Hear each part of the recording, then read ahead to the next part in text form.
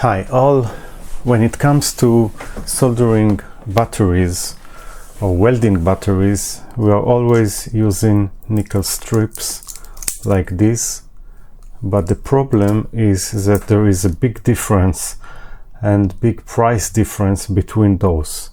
And the reason is that one of these nickels is coated, which means it's not a pure nickel, because it has on the middle another kind of metal, and the properties of each metal is different in terms of resistance or in terms of power losses.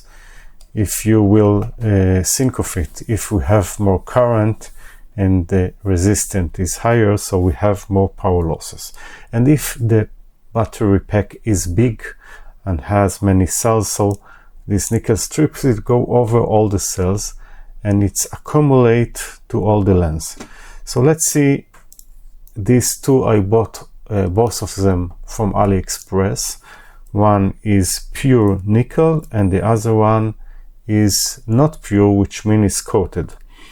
The properties of those should be the same in terms of the physical dimension, but the resistance, I expect the resistance anyway to be much different between those. So I've already cut two pieces from those two packs, and now I will show you first that the size is same between those.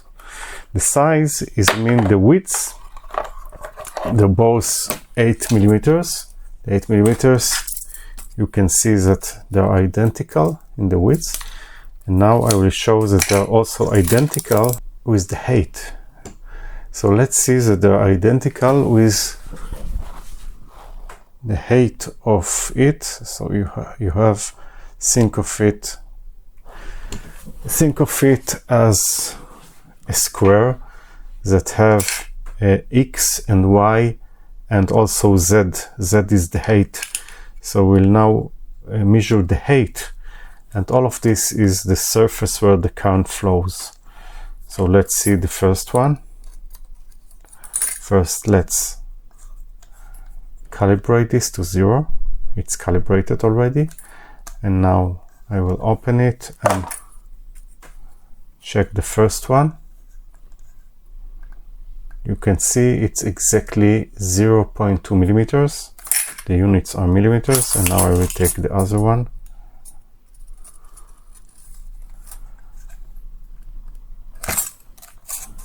And you can see again 0.2 millimeters. So the dimension of these two nickel strips are the same. One of them is again coated and the other one is not. Now we would like to measure the resistance. For this I have this SM8124A, which is accurate resistance measurement. It uses 4 contacts, 2 in each probe. And now let's measure the first one. The first one is, I will take not the real, the coated one, and we will see what we get. So let's see what we get on this. What I will do is take one end and of course use my probes and also the other end. So I'm checking it from end to end, and of course I have already cut them in the same length. So it's a little tricky to do everything at the same time, but we'll manage. So here it is, 1 second, and we see almost 30 milliohm. Okay, now let's take the second, which should be the real nickel, the real one, and I've cut the same length. So I'm comparing apples to apples and not apples to bananas, yeah? Okay, so now we'll take one end and the other end, Whoa, and here it is, we have 19.2, which means 10 milliohms less, 10 milliohms less between those. So this is a big difference.